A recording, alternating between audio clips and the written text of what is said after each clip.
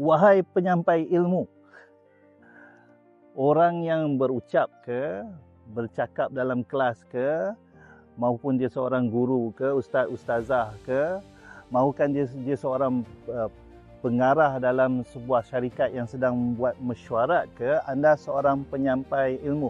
Maka wahai penyampai ilmu, bila anda menyampaikan ilmu, anda berada dalam majlis apa? Anda mungkin panggil benda tu kelas, mungkin benda tu mesyuarat, mungkin itu satu kuliah, tetapi kita panggil itu majlis ilmu. Rasulullah menggambarkan majlis ilmu tu sebagai taman-taman syurga di dunia ni. Apa maksudnya? Maksudnya orang yang berdiri bercakap dalam majlis ilmu adalah arkitek taman syurga tersebut. Arkitek maksudnya setiap satu benda yang disampaikan dalam majlis ilmu tu perlu dirancang.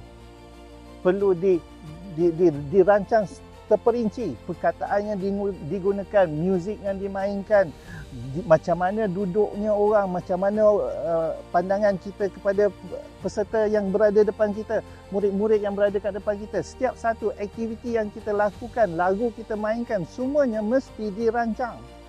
Jangan tentang promo je. Takut-takut majlis ilmu tu jadi majlis taman neraka.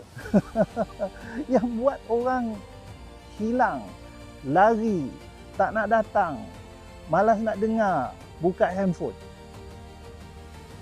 So, kita sebagai penyampai ilmu bertanggungjawab untuk memastikan syurga kita tu. Anda arkitek taman syurga. Usah bangaukan peserta anda, murid-murid anda. Usah membangau lagi. Saya Muhammad Rizal Hassan, International Learning Facilitator. Kita jumpa lagi.